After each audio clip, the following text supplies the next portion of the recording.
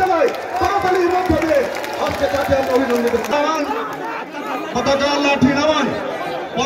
আমরা কঠোরভাবে বিধিনিষেধ দিয়েছি, আপনারা নামিয়ে ফেলুন। সংগ্রামের সাথী ও বন্ধুগণ,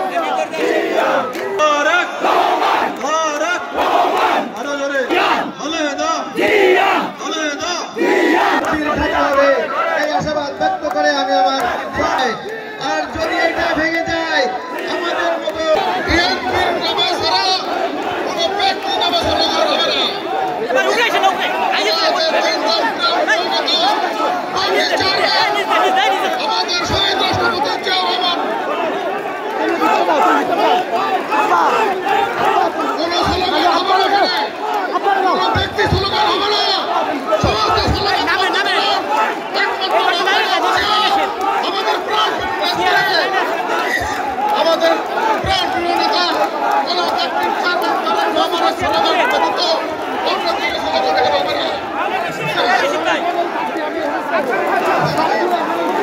সংগ্রামী সাথী বন্ধুগণ, যারা বাছায় ব্যক্তিগত ছবি এনেছেন এবং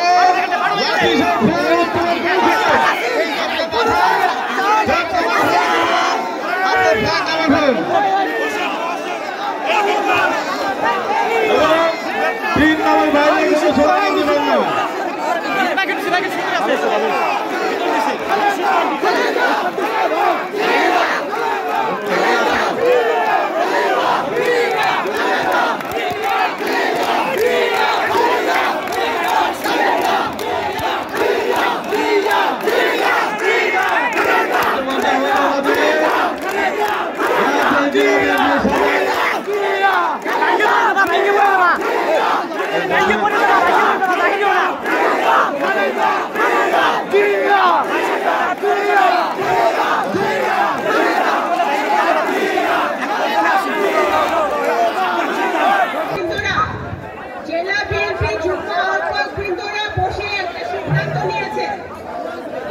সিদ্ধান্ত নিয়েছে, সেই সিদ্ধান্ত মোতাবেক আজকের এই সমাবেশ পরিচালিত হবে।